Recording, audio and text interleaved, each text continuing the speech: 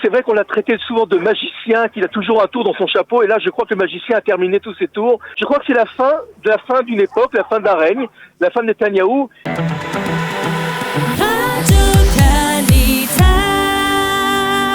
Nous avons le plaisir d'être en ligne avec David Shapira. David, bonjour, Boker Tov. Bonjour et Boker Tov. Alors, nous voulions vous solliciter sur un point très précis, ce que l'on appelait le scandale d'avant-hier en Conseil des ministres, la décision de Binyamin Netanyahou de nommer Ophir Akonis comme ministre de la Justice, avant finalement de se rétracter hier, quelques heures avant les délibérations de la Cour suprême, et tout cela qui intervient alors que Binyamin Netanyahou n'arrive pas à former un gouvernement de droite restreint, et qu'on a le sentiment aujourd'hui que l'on se dirige plutôt vers un gouvernement alternatif. David, quel regard vous portez là-dessus, sur cette pagaille assez importante ?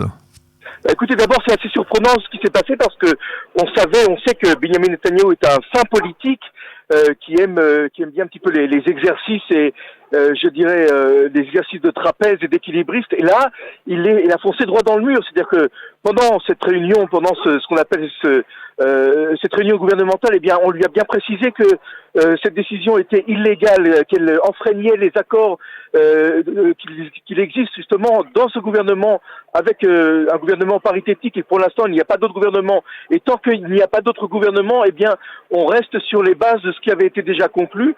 C'est très surprenant parce que il y en a certains qui parlent d'attentat carrément à la démocratie quand on ne respecte pas les règles et les lois qui ont été signées, qui ont été dictées. C'est très très grave. Et c'est une atteinte à la démocratie. Et évidemment, comme vous l'avez souligné, ça écarte évidemment toutes les chances encore, les chances minimes qui existaient pour que Netanyahou puisse former un gouvernement, puisqu'il n'inspire plus du tout la confiance. Il ne cesse, si vous voulez, de trahir les engagements auxquels il s'était tenu. Je vous rappelle quand même que Benny Gantz aurait dû être Premier ministre dans pas longtemps et alors, qu'il a justement reproposé encore à Benny Gantz.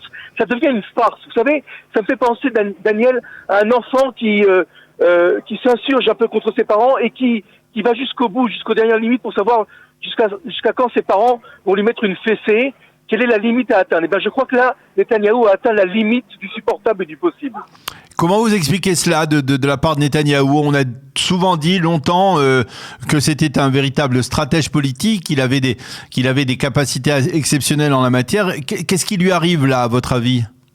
Écoutez, c'est vrai qu'on l'a traité souvent de magicien, qu'il a toujours un tour dans son chapeau, et là je crois que le magicien a terminé tous ses tours et qu'il n'arrive plus justement à manipuler ni l'opinion publique, ni c'est même pas ses adversaires politiques, parce que quand on réfléchit un petit peu, est-ce que Naftali Bennett est un homme de gauche? Est-ce que Victor Lieberman est un homme profondément à gauche? Est-ce que Gideon Sa'ar est à gauche, est un homme de gauche? Et vous voyez, tous ces partis-là qui ont quitté le Likoud ou qui ont quitté l'alliance avec Netanyahou, eh bien se retrouvent ses adversaires. Je crois que c'est la fin d'une époque, la fin d'un règne, la fin de Netanyahou, et il me semble que cette nomination qui est une farce politique est un signe en fait de la fin d'un règne, de la fin d'une époque.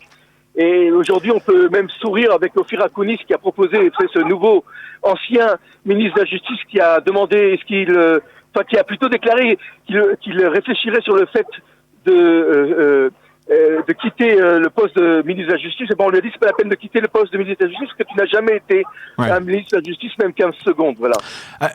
Il y a quelque chose tout de même dans ces développements qui est assez intéressant, et j'aimerais votre appréciation à ce sujet, c'est que le Likoud, en dépit des difficultés de l'affaiblissement visible de Binyamin Netanyahou, eh bien le Likoud semble, de prime abord, pour l'instant, toujours rester soudé autour de son leader, alors que d'une certaine manière, si l'on voyait l'ensemble de l'échiquier politique israélien dans une même situation, on aurait déjà assisté à une forme de rébellion à l'intérieur d'un parti qui est aussi en difficulté.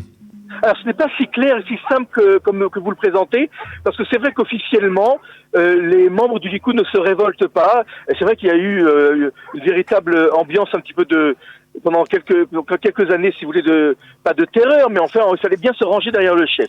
Alors, ce qu'on apprend, ce qu'on sait, c'est que officieusement, il y a des députés qui sont exaspérés et outrés du comportement, de l'attitude de Benjamin Netanyahou. Seulement, comme vous l'avez dit, ou quand je le rappelle, il y a une ambiance un peu de terreur et personne n'ose encore sortir. En fait, c'est même pas d'un point de vue stratégique, ce n'est pas la peine d'ailleurs qu'ils sortent de leur gong, ces députés-là, parce qu'ils attendent que le travail se fasse de lui-même. C'est-à-dire que Netanyahou, dans 5-6 jours, va remettre son mandat.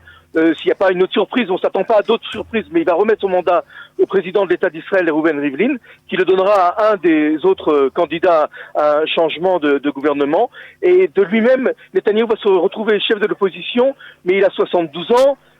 C'est un échec cuisant parce que 4 élections, ne pas avoir réussi à former un gouvernement, c'est un échec. Ou ne pas avoir réussi à réunir une coalition, c'est un échec. Et donc je pense que ce qu'on va appeler les longs couteaux qui vont être tirés un peu plus tard, ça va apparaître, ça va venir, mais je pense qu'ils attendent stratégiquement, ces députés-là, que Netanyahou soit mis en position d'échec et se retrouve chef de l'opposition.